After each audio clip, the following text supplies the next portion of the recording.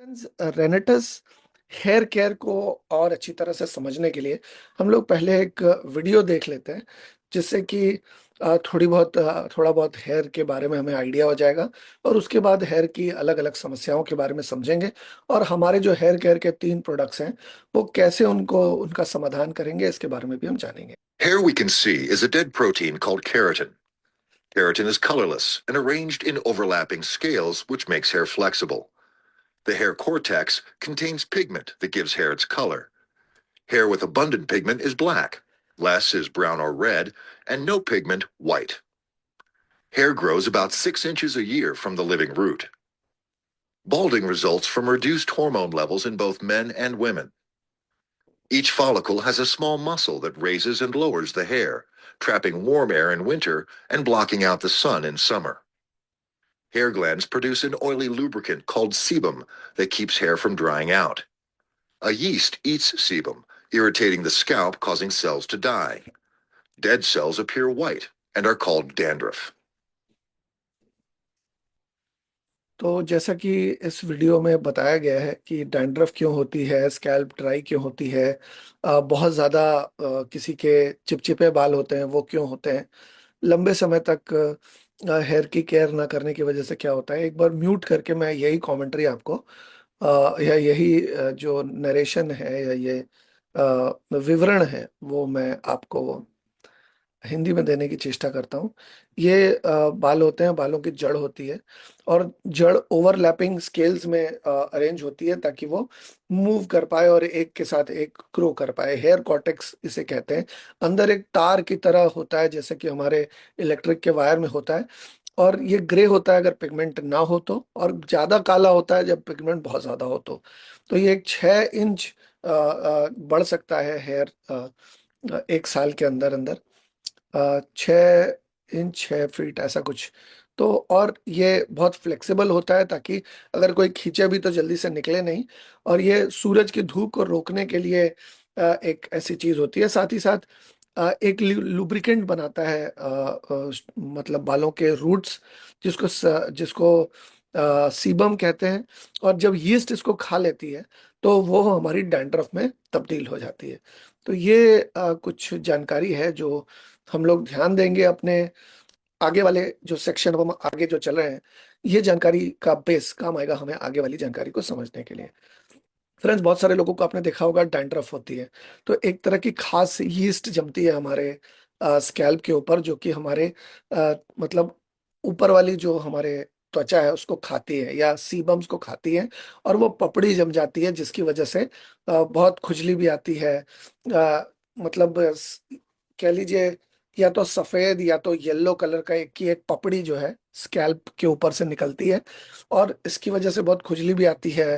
रूखे सूखे भी बाल लगते हैं, और इसकी वजह से ऑयल बिल्डअप भी बहुत ज्यादा हो जाता है, क्योंकि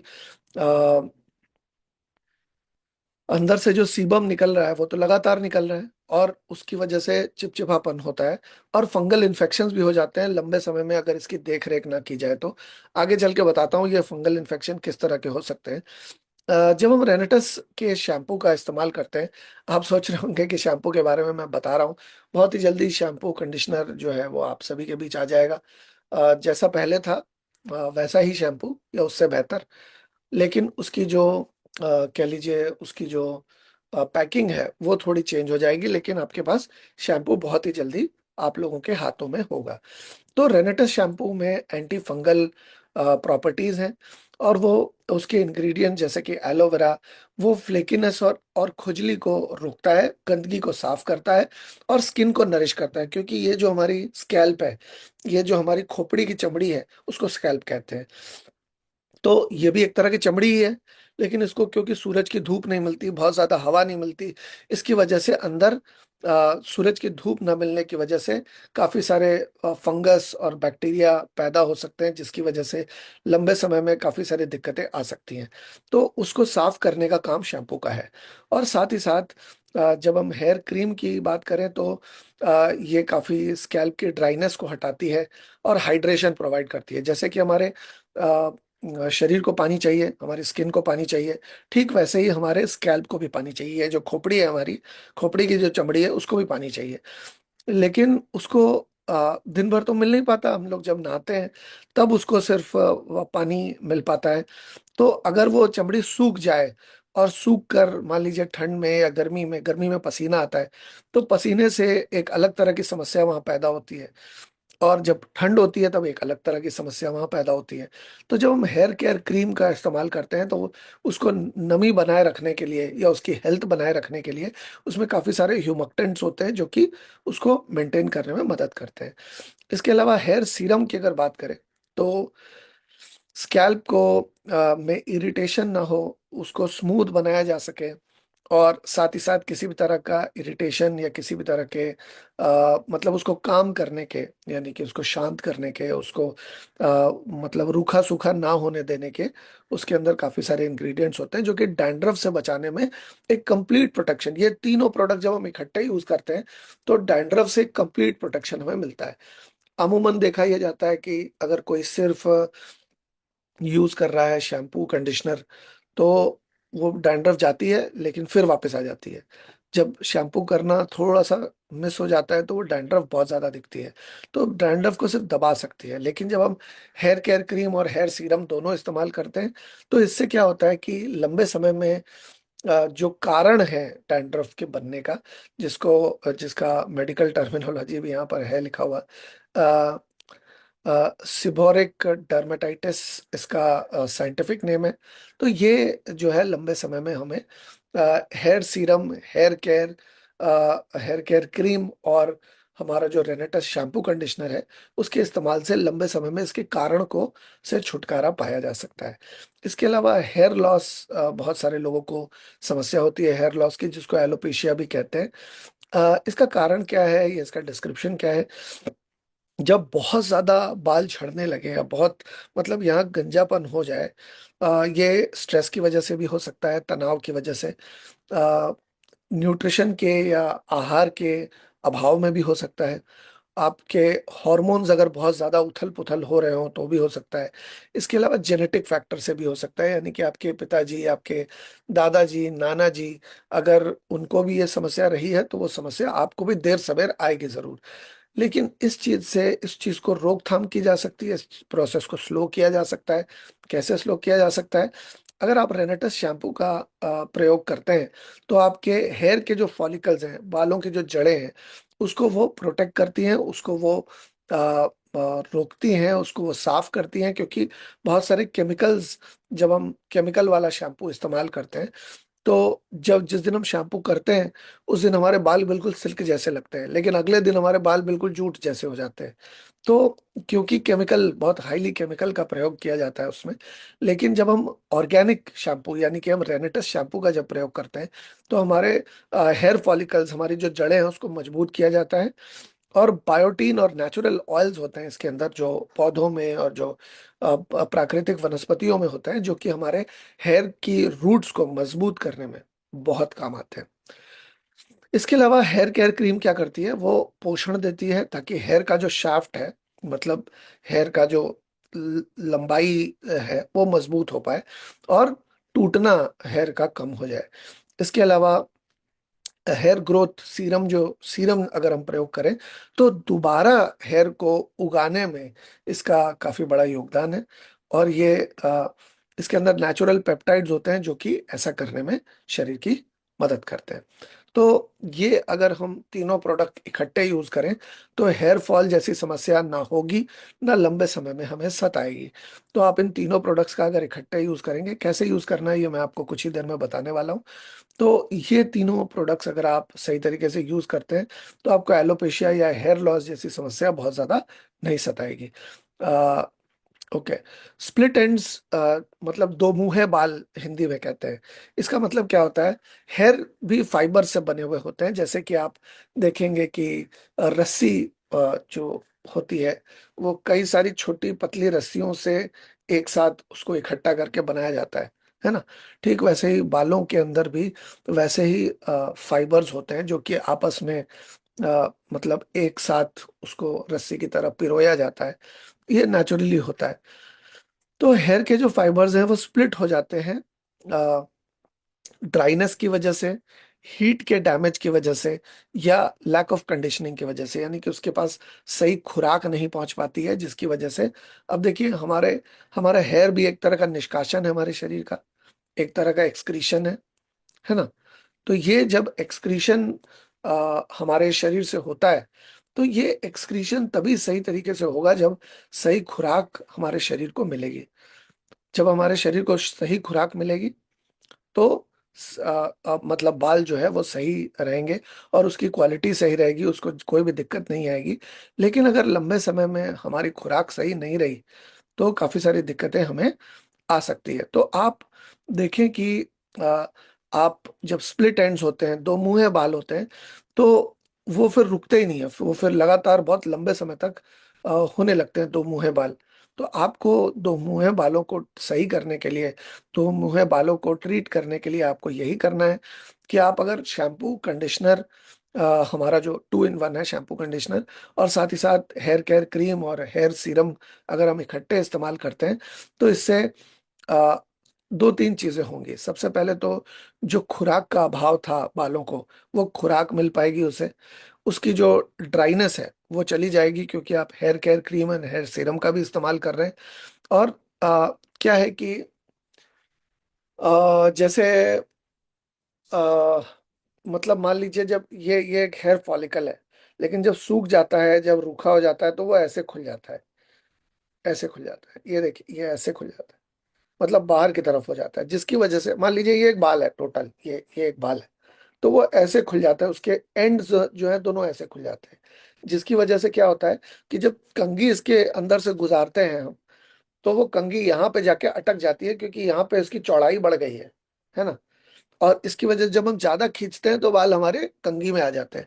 ऐसा होता है बहुत सारे लोगों के साथ।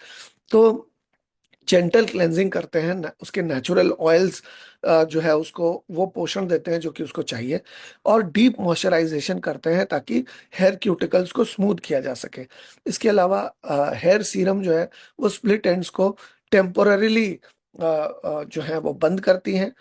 टेम्पररीली बंद हो रहा है क्योंकि उसको पानी कल भी चाहिएगा, परसों भी चाहिएगा।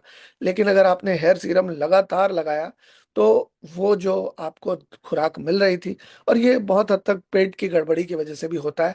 अगर आपका पेट, आप एसिडिक फूड ज्यादा खा रहे हैं या आपका हाजमा सही नहीं है, तो आपके शरीर को जो पानी चाहिए वो पानी ज्यादा से ज्यादा आपके हाजमे को सही करने में चला जाएगा, और आपका जो शरीर है उसमें सही मात्रा में पानी नहीं रह पाएगा।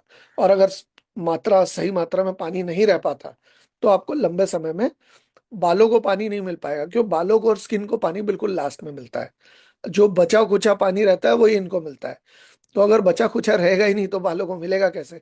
आप देखिए कि जो तटवर्ती इलाके में रहते हैं, जो कह लीजिए समुद्र के किनारे, या जहाँ पर मछलियां बहुत है, वो मछलियां खाते हैं तो उनके हेयर बिल्कुल शाइनी और बिल्कुल मोटे होते हैं बहुत, और लंबे समय तक काले रहते हैं। क्यों?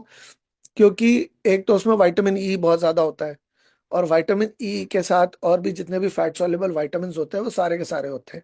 और जब आपके आप समुद्र के किनारे या नदी के किनारे रहते हैं, तो वहां पर हवा में भी नमी होती है, जो कि आपके स्किन को डायरेक्टली हवा से कुछ हद तक मिलती रहती है, जिसकी वजह से आपके शरीर के अंदर वाटर राशनिंग नहीं होती। अगर आपके शरीर में वाटर राशनिंग नहीं होगी तो आपको मतलब उतनी ज्यादा दिक्कत नहीं आएगी। लेकिन अगर वाटर राशनिंग हो गई शरीर के अंदर, जो कि आमतौर पर ठंड में हर किसी को होती है, चाहे वो पानी के नजदीक रहे या ना रहे, तो ज्यादातर देखेंगे कि स्किन ठंड में ज्यादा ड्राई हो रही है, हेयर ठंड में ज्यादा ड्राई हो रहे हैं, क्योंकि शरीर को ठंड में ज्यादा पानी चाहिए, लेकिन कहीं जाने अनजाने में हम लोग कम पानी पीते हैं ठंड में। तो जब हम हेयर केयर क्रीम का प्रयोग करते हैं तो हमारे हेयर क्यूटिकल जो है स्मूथ हो जाते हैं, और स्प्लिट एंड्स जो हैं वो टेम्पररीली बंद हो जाते हैं, और हमारे बाल शाइन भी करने लगते हैं, बिल्कुल चमकने लगते हैं। तो अगर आप चाहते हैं कि आपके बाल लंबे समय तक अच्छे रहें, क्योंकि देखिए बहुत सारे लोगों को मैंने देखा है कि वो बालों की केयर नहीं करते, लेकिन जब वो चले जाते हैं तब उनको बड़ा अफसोस होता है, और तब वो जतन करने की चेष्टा करते हैं। पर जतन करेंगे किस चीज का? अब तो वो है ही नहीं जो पहले था। तो अगर आप सही समय पर अगर बालों की देख रेख करेंगे, तो आपके बालों का जो घनत्व है, आपके बालों की जो शाइन है, आपके बालों की जो क्वालिटी है, उनका जो टेक्सचर है, उनकी जो क्वालिटी है वो बनी रहेगी। तो ये स्प्लिट एंड्स को रोकने के लिए भी अगर आप तीनों प्रोडक्ट्स, हमारे hair care shampoo conditioner, Renatus का जो है हेयर क्रीम और हेयर सीरम, अगर तीनों बराबर इस्तेमाल करते हैं तो आपको इस तरह की समस्या नहीं आएगी। ये लंबे समय तक आप इस समस्या से को रोक सकते हैं अपने शरीर में आने से। इसके अलावा ड्राई एंड ब्रिटल हेयर, बहुत सारे लोगों के बहुत ही ज्यादा रूखे और बहुत ही ज्यादा उलझे हुए बाल होते हैं, बहुत ही ज्यादा खुरदुरे, बहुत ही ज्यादा कह लीजिए मतलब कोर्स, बहुत ही ज्यादा मतलब कोसा सिल्क जैसे बाल होते हैं, मतलब बहुत ही खुरदुरे। तो अभी क्या है कि ज्यादा रफ और ज्यादा ड्राई हो जाते हैं बाल जब, और ज्यादा टूटने भी लग जाते हैं डिहाइड्रेशन या केमिकल ट्रीटमेंट की वजह से। क्योंकि देखिए, कोई भी शैम्पू हम इस्तेमाल करते हैं मान लीजिए, और वो शैम्पू 100 रुपए में मिल रहा है, वो कह रहा है कि इसमें ग्रीन एप्पल है, इसमें आवोकाडो है, इसमें अलग अलग तरह की चीजें प्रॉमिस करते हैं लोग। अब आप मुझे बताइए कि 100 रुपए तो उसका बेचने का खर्च है, वो उसको शायद बनाया गया होगा 30 या 40 रुपए में, बाकी के 60 से 70 रुपए उसके डिस्ट्रीब्यूटर्स को, लॉजिस्टिक को, उसके ब्रांड एम्बेसडर को और इन सारी चीजों को दिया जा रहा होगा। क्या मैं सही हूँ? लेकिन जब हम उनकी गुणवत्ता की बात करते हैं, तो अब वो 30 रुपए में मुझे कौन सा एवोकाडो देगा? 30 रुपए में एवोकाडो आता है क्या? बस पॉसिबल है क्या? फिर मान लीजिए वो मुझे 30 रुपए में ग्रीन एप्पल देगा, ग्रीन एप्पल का कितना कॉस्ट है? तो संभव नहीं है कि जो इंग्रेडिएंट्स वो बता रहा है वो 30 रुपए में मुझे दे। और अगर वो इंग्रेडिएंट नहीं डालेगा तो उसे क्या डालना पड़ेगा? उसे केमिकल एसेंस का प्रयोग करना पड़ेगा। और केमिकल एसेंस कहीं ना कहीं अननेचुरल होने की वजह से लंबे समय में हमारे शरीर को नुकसान पहुंचाते हैं, जिसकी वजह से आप क्या आप आपको वो लगाते ही तुरंत तो अच्छा लगता है, लेकिन थोड़ी देर बाद जो है बालों की जान निकल जाती है। तो ये आम तौर पर ज्यादा मतलब प्रयोग करने से मार्केट के प्रोडक्ट्स ऐसा हो सकता है आपके साथ। ज्यादा डिहाइड्रेशन या कोई बहुत ज्यादा हेयर स्टाइलिंग करते हैं या हीट ट्रीटमेंट करते हैं या हार्श वेदर है, तो पोल्यूशन का इफेक्ट जब आपके स्किन को पड़ता है, खराब पानी का या गंदे पानी का या ज्यादा केमिकली ट्रीटेड वाटर का जब खराब प्रभाव आपकी स्किन पे पड़ता है तो बालों पे भी पड़ेगा, बाल भी नेचुरल है। तो इन सारी चीजों से बचने के लिए हम लोग रेनेटस के शैम्पू का प्रयोग कर सकते हैं, जो कि टॉक्सिन्स को आपके बालों से निकालने में मदद करता है। और साथ ही साथ उसके हाइड्रेटिंग नेचुरल ह्यूमक्टेंट्स, यानी कि ह्यूमिडिटी प्रोवाइड करने वाले, पानी प्रोवाइड करने वाले, उसको पानी देते हैं। और पानी देने के बाद मतलब बालों को नेचुरल जब वाटर मिलता है जो कि उसे चाहिए, तो वो बहुत अच्छी तरह से उसकी शाइन बनी रहती है। और वो जो हेयर का शाफ्ट बिल्कुल खुल जा रहा है, चारों तरफ पपड़ियां निकल जा रही है, जैसे मछली में ऊपर की तरफ स्केल्स होते हैं ना, पपड़ियां होती हैं, ठीक वैसे स्केल्स बाहर आ जाते हैं। बाहर जब आ जाते हैं मतलब बाहर की तरफ खुल जाते हैं, जिसकी वजह से बहुत ही खुरदुरा लगता है, एकदम सैंड पेपर की तरह हो जाता है।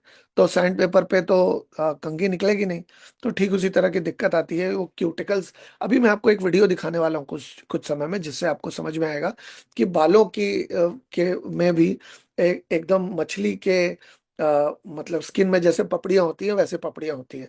तो वो जब खुल जाती हैं तो कंघी उससे नहीं निकल पाती, और वो बाल बहुत ही खुरदुरे, रूखे, सूखे और बेजान होते हैं। लेकिन जैसे ही उसको जो पानी चाहिए, जो ह्यूमिडिटी चाहिए, जो उसको लिक्विड चाहिए, वो जैसे ही उसको मिल जाता है, वैसे ही वो वापस बिल्कुल चमकदार और बिल्कुल जानदार, शानदार हो जाते हैं।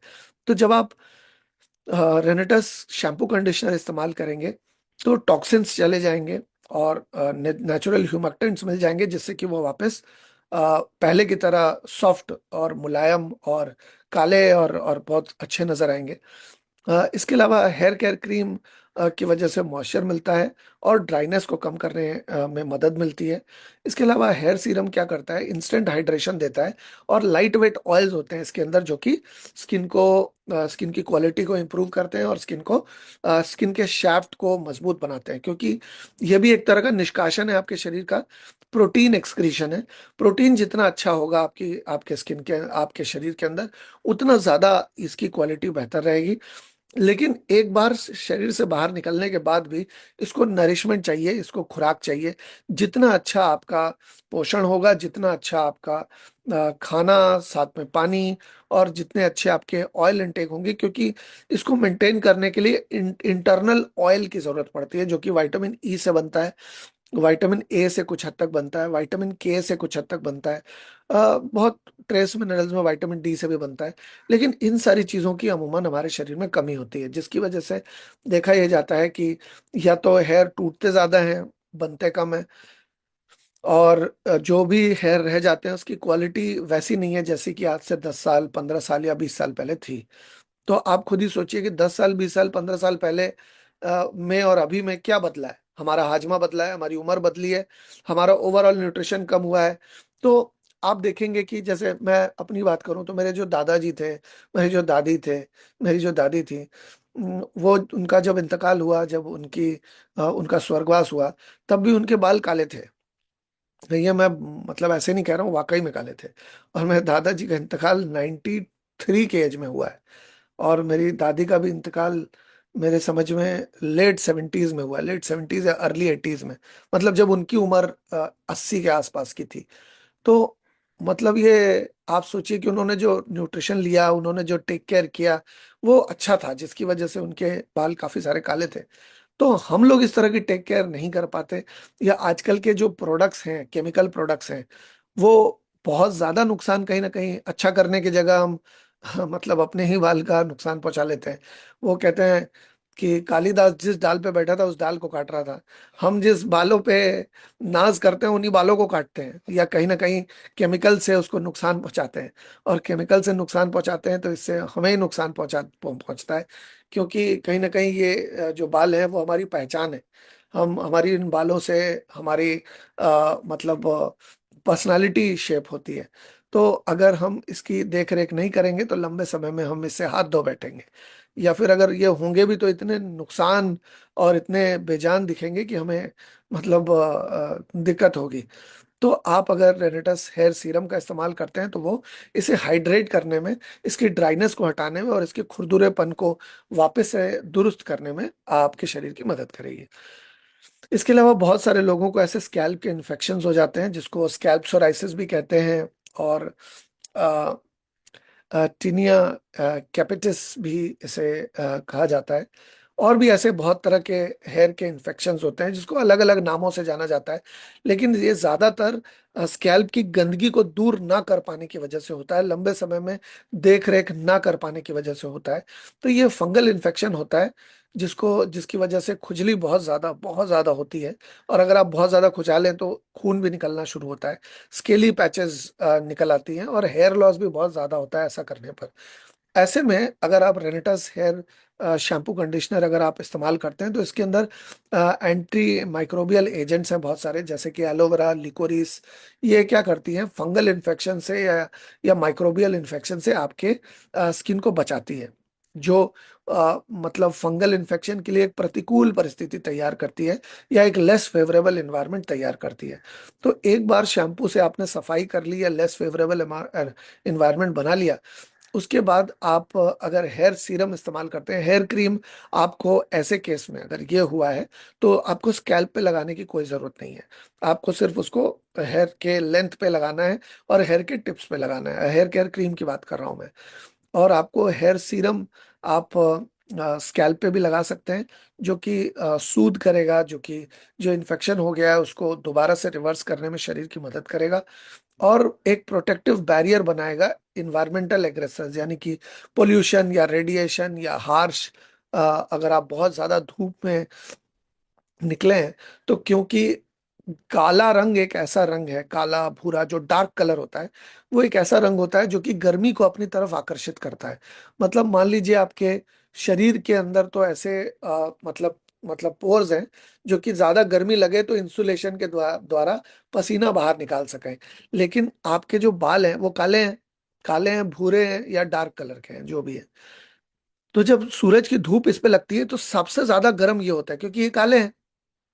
काला रंग जो है वो गर्मी अपनी तरफ बड़ी तेजी से खींचता है और बहुत जल्दी गर्म हो जाता है। तो आप देखेंगे कि ये जो है आपके शरीर के मुकाबले ज्यादा गर्म होता है। और जब ज्यादा गर्म होता है तो हीट से होने वाला नुकसान भी इसको सबसे ज्यादा पहुंचता है। और आप देखेंगे कि हीट से होने वाला नुकसान भी पहुंचा, पोल्यूशन से या रेडिएशन से भी इसको दुष्प्रभाव पहुंचता है, दुष्प्रभाव होता है, क्योंकि ये आपके शरीर के बिल्कुल बाहरी हिस्से में है। इसको ब्लड सर्कुलेशन, इसको जो पोषण है आपके ब्लड के जरिए बहुत कम मिलता है।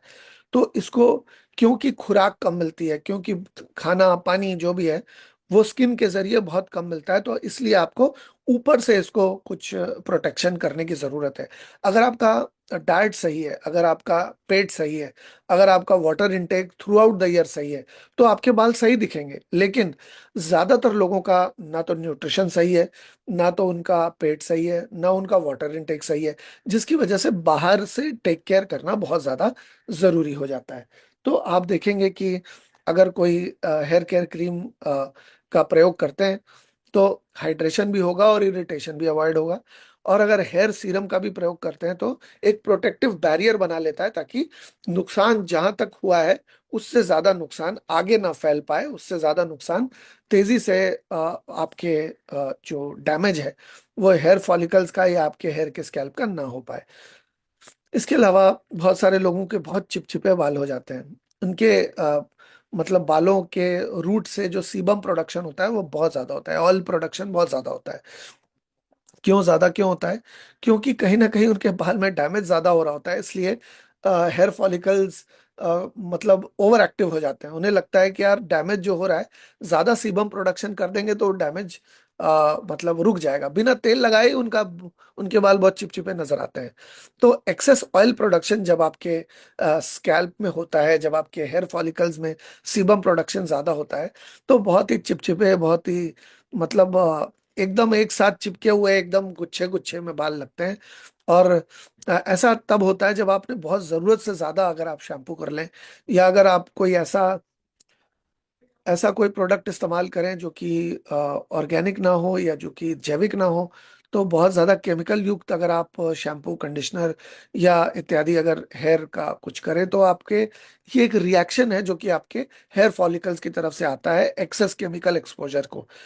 लेकिन जब हम रेनेटस के शैम्पू का इस्तेमाल करते हैं, शैम्पू कंडीशनर का, तो इसमें बैलेंसिंग ऑयल है जो प्रोटेक्ट करते हैं, क्योंकि इसमें नेचुरल विटामिन सी होता है और भी बहुत सारे नेचुरल एक्सट्रैक्ट्स होते हैं जो कि आपके स्कैल्प को शांत करने की कोशिश करते हैं, ताकि उसका जो एक्सेस सीबम प्रोडक्शन है, एक्सेस ग्रीस का प्रोडक्शन है, वो कम हो जाए।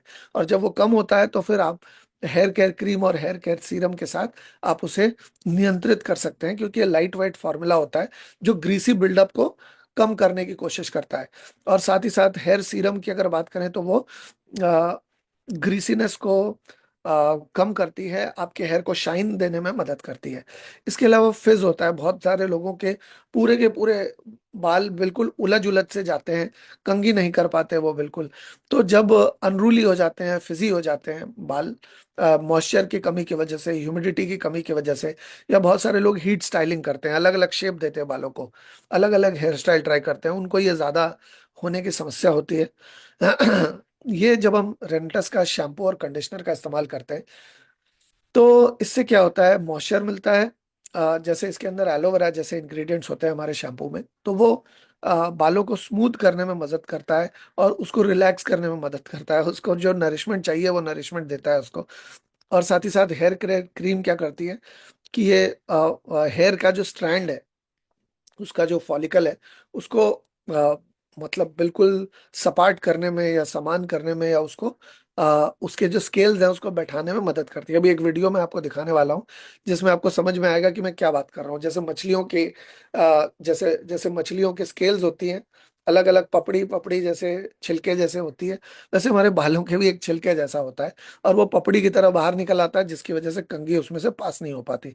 तो उसको शांत करने में हेयर केयर क्रीम और हेयर केयर सीरम का बहुत बड़ा रोल है। तो ग्लॉसी फिनिश देने में और हेयर को शाइनी बनाने में बहुत मदद मिलती है हेयर केयर सीरम और हेयर केयर क्रीम के द्वारा। इसके अलावा बहुत सारे लोगों के बाल बहुत ही ज्यादा पतले हो जाते हैं, बहुत ही पतले। तो आप देखेंगे कि पतले होने के बाद ही बाल टूटना शुरू होते हैं। जब आप कह लीजिए 14 से लेके 18, 20, 22 साल के थे, तब तो आपके बाल इतने पतले नहीं थे जितने आज के डेट में पतले हैं। बहुत कम लोगों के इतने पतले होते हैं। तो अगर बाल बहुत पतले हैं तो उनका टूटना बहुत आसान है, उनकी रूट्स बहुत कमजोर होंगी। और आपको जब बाल बहुत पतले हो जाते हैं तो उसकी ग्रेइंग भी बड़ी तेजी से स्टार्ट हो जाती है। तो ग्रेजुअल रिडक्शन आपके हेयर के ओवरऑल क्वालिटी में जब जैसे जैसे कमी होती है, तो जैसे हमारी धमनियां और सिराएं सिकुड़ जाती हैं, जैसे कि ओल्ड एज के साथ हम सिकुड़ जाते हैं, हमारा शरीर सिकुड़ जाता है, ठीक उसी तरह से बाल भी जब अनहेल्दी होते हैं तो वो सिकुड़ जाते हैं, पतले हो जाते हैं। और पतले होने के बाद एजिंग का भी प्रभाव उसके ऊपर पड़ता है, ज्यादा जेनेटिक्स का भी प्रभाव पड़ता है। और अगर उसे पोषण सही तरीके से ना मिले तो भी वो पतले हो जाते हैं। अब जब हम रेनेटस शैम्पू कंडीशनर की बात करेंगे, तो वो स्टिमुलेट करते हैं हेयर फॉलिकल्स को, यानी कि वो हेयर फॉलिकल्स के बीच का जो खाना लेकर जाने का जो गैप है उसको स्टिमुलेट करते हैं, ताकि ज्यादा से ज्यादा खाना, ज्यादा से ज्यादा खुराक वहां तक पहुंच सके। और जब खुराक पहुंचती है भृंगराज और एलोवेरा एक्सट्रैक्ट के तौर पे, तो क्योंकि भृंगराज और एलोवेरा में बहुत सारे ऐसे कुदरती तत्व पाए जाते हैं जो कि हेयर को नरिश करने में मदद करते हैं, हेयर को अच्छी तरह से साफ करके हेयर के पास खुराक पहुंचाने में मदद करते हैं। और साथ ही साथ अगर हेयर केयर क्रीम और हेयर सीरम का भी प्रयोग करें, तो ये हेयर को मजबूत बनाते हैं। और कैरेटिन और प्रोटीन होता है इसके अंदर बहुत सारा, जो हमारी हेयर केयर क्रीम में, तो जो हमारे खाने से नहीं मिल पाया वो हमारी हेयर केयर क्रीम और हेयर सीरम की वजह से इसके अंदर कैरेटिन और प्रोटीन जो है वो हेयर को मजबूत बनाते हैं। और हेयर को का मोटापा, हेयर का की जो थिकनेस है और उसकी जो क्वालिटी है, उसका जो लेंथ है, उसको बेहतर करते हैं। इसके अलावा हेयर सीरम भी काफी कारगर है, क्योंकि उसके अंदर वॉल्यूमनाइजिंग एजेंट्स है, उसको वॉल्यूम देने के लिए, उसको घनत्व देने में मदद करते हैं। इसके अंदर सी पेप्टाइड्स होते हैं काफी सारे, जो कि ऐसा करने में हेयर को मदद करते हैं। इसके अलावा बहुत सारे लोगों को ग्रेइंग हो जाती है, बहुत ज्यादा ग्रे हो जाते हैं हेयर। ऐसे में क्या है कि जेनेटिक्स हो सकता है इसका कारण, यानी कि पिताजी को, दादाजी को, नाना जी को अगर ऐसी समस्या रही है तो वो आपको भी जल्दी से हो सकती है। तनाव भी इसका एक कारण हो सकता है। विटामिन डेफिशिएंसी भी इसका एक कारण हो सकता है, जिसमें कि विटामिन B12 एक बहुत बड़ा रोल निभाता है। अगर विटामिन B12 आपके स्किन के अंदर नहीं है, आपके शरीर के अंदर नहीं है, तो आपके हेयर को ग्रे होने से कोई बचा नहीं पाएगा। तो रेनेटस का जब शैम्पू कंडीशनर हम इस्तेमाल करते हैं, तो इसके अंदर बहुत सारे एंटीऑक्सीडेंट्स होते हैं, जैसे आंवला, जैसे भृंगराज। वो ऑक्सीडेटिव स्ट्रेस को बालों में होने से भी रोकते हैं, जैसे हमारे शरीर में रोकते हैं न्यूट्रिशन के जरिए। वैसे ही इसके अंदर जो न्यूट्रिशन है वो हमारे बालों के अंदर ऑक्सीडेटिव स्ट्रेस को रोकते हैं। और साथ ही साथ हेयर केयर क्रीम, इसके अंदर एसेंशियल न्यूट्रिएंट्स हैं, और उसके नेचुरल कलर को बरकरार रखने में या और ज्यादा हेयर ग्रे ना हो जाए इस चीज को सुनिश्चित करते हैं। ये हेयर केयर क्रीम का काम है। हेयर सीरम की को अगर देखें हम, तो ये आपके इन्वायरमेंटल डैमेज, यानी कि प्रकृति से होने वाले नुकसान से बचाता है, और ग्रेइंग को तेजी से आगे बढ़ने से रोकता है।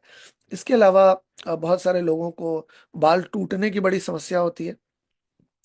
तो ये मान लीजिए कोई अगर मतलब कंघी कर रहे हैं कोई लेडीज, और उनको स्टाइलिंग कर रही हैं, केमिकल ट्रीटमेंट कर रही है, एनवायरमेंटल का स्ट्रेस पड़ रहा है, उसकी वजह से बाल बिल्कुल टूट कर हाथ में आ जाते हैं, मतलब दिल कलेजे को आ जाता है। एकदम ऐसा लगता है कि दिल टूट गया है ना, बहुत सारे बाल झड़ जाते हैं। तो कभी कभी ऐसा लगता है कि पूरे ही बाल झड़ जाएंगे। तो रेनेटस के शैम्पू का जब हम प्रयोग करते हैं, तो वो ब्रेकेज को मतलब क्लियर करते हैं, ब्रेकेज को कम करते हैं, और हार्श क्लेंजिंग नहीं करते, वो नेचुरल क्लेंजिंग करते हैं, क्योंकि इसमें नेचुरल इंग्रेडिएंट्स है, किसी भी तरह के हार्श केमिकल का प्रयोग नहीं किया गया है। तो क्लेंजिंग बहुत सॉफ्ट तरीके से होती है। और बहुत सारे लोगों को शैम्पू करने के बाद बाल थोड़े ज्यादा झड़ते हैं, वो इस वजह से, क्योंकि जो बालों की जड़ें कमजोर है, वो तो वैसे भी टूटनी थी, वो आज नहीं तो कल टूटनी थी, वो शैम्पू करने के बाद टूट गई। लेकिन उसके बाद धीरे धीरे उनके बाल आना शुरू होते हैं, क्योंकि उनकी रूट्स क्लीन हो जाती हैं, उनकी उनकी जो जड़ें हैं वो केमिकल से क्लेंजिंग हो जाती है, जिसकी वजह से धीरे धीरे बाल का घनत्व जो है वो बढ़ जाता है। अभी रेनेटस हेयर केयर क्रीम की बात करें, तो ये इसमें प्रोटीन रिच इंग्रेडिएंट्स होते हैं, जो कि आपके हेयर के शाफ्ट को मजबूत करती है, और जो टूटे नहीं है उनको मजबूत बनाती है, और जो टूट गए हैं उसको दोबारा ग्रो करने में शरीर की मदद करती है। इसके अलावा हेयर सीरम को अगर देखें हम, तो ये हेयर को मजबूत करने में मदद करती है, और आगे चल के ना टूटे बाल इस चीज को सुनिश्चित करती है, क्योंकि इसमें कुछ प्रोटेक्टिव ऑयल्स होते हैं, नेचुरल ऑयल्स होते हैं, जो कि शरीर को मजबूत करते हैं, बालों को जड़ों से मजबूत करते हैं। अभी क्या है कि ये वीडियो देख लेते हैं। आप देखिए, ये जो वीडियो में पपड़ी पपड़ी जैसा नजर आ रहा है, मछलियों की स्केल्स की तरह, ये आपको नॉर्मल आंखों से नहीं दिखेगा, लेकिन अगर आप एक मतलब कह लीजिए अगर एक वो मैग्नीफाइंग ग्लास से देखेंगे तो आपको हेयर का के जो ये स्केल्स हैं, या कह लीजिए जो पपड़ियां हैं आपके बालों के ऊपर, वो नजर आएगी अगर आप एक अच्छे मैग्नीफाइंग ग्लास से देखेंगे। तो अभी हम एक वीडियो देखते हैं, वीडियो के जरिए जानते हैं कि Renatus shampoo, hair care cream और हेयर सीरम हमारे डैमेज्ड बालों की किस तरह से सुरक्षा करते हैं।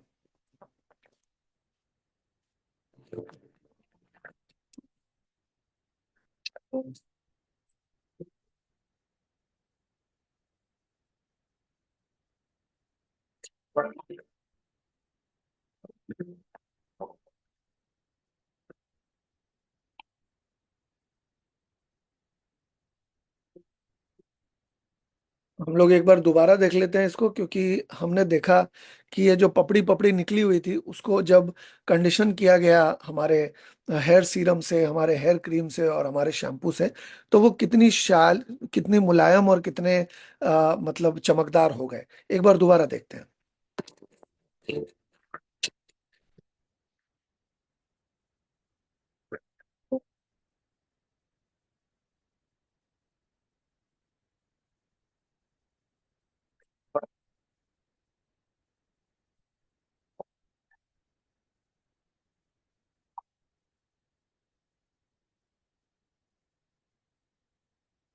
तो आपने देखा कि किस तरह से हमारे जो नेचुरल इंग्रेडिएंट्स हैं, वो वो जैसे बाल ऐसे पपड़ियां निकल गई थी, उस पपड़ियों को उसने बैठा दिया, उसको ह्यूमिडिटी दे दी, उसको जो न्यूट्रिशन चाहिए था वो दे दिया और ये काम कर दिया।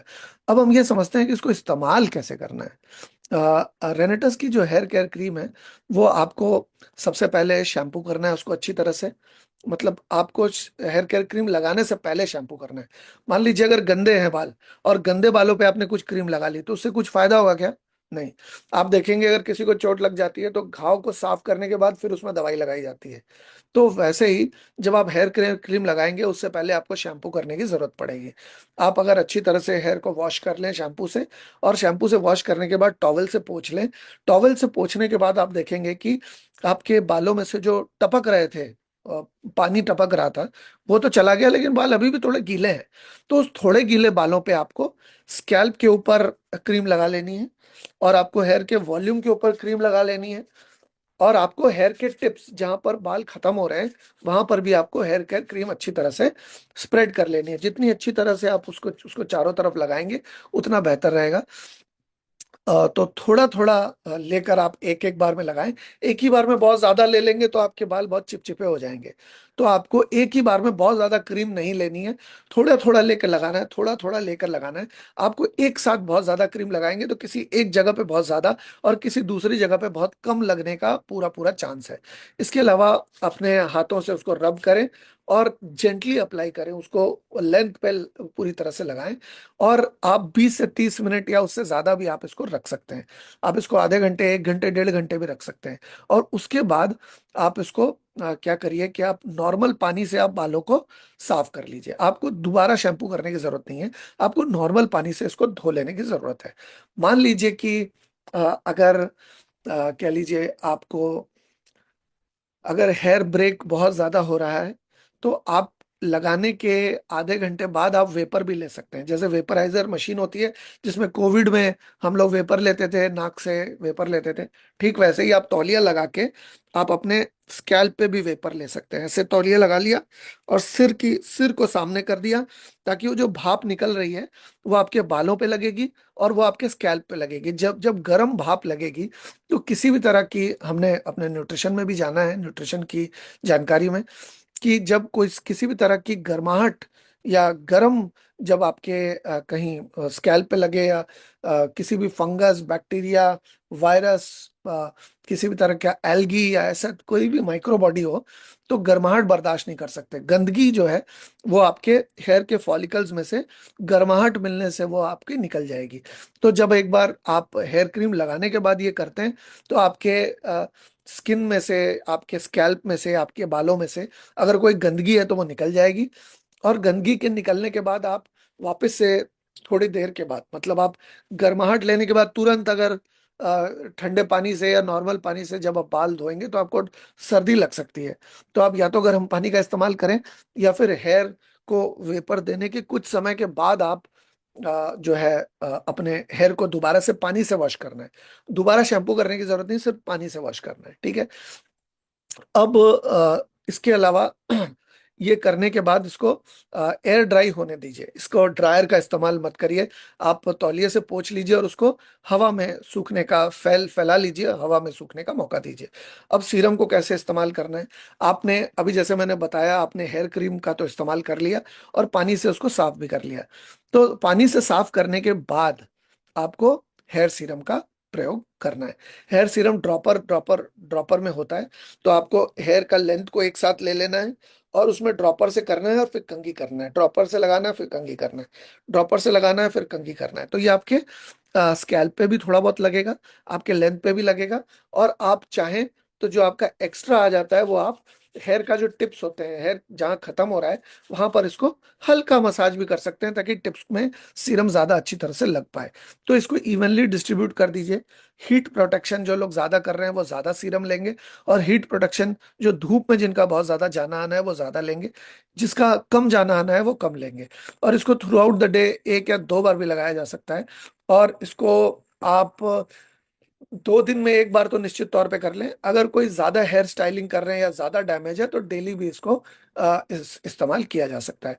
तो और आपका अगर हेयर फॉल हो रहा है तो आप इसी क्रम में इसको इस्तेमाल करें। मैं दोबारा कह रहा हूँ, सबसे पहले शैम्पू कर लें, शैम्पू करने के बाद टॉवेल से गीले बालों को थोड़ा सा पोंछ लें।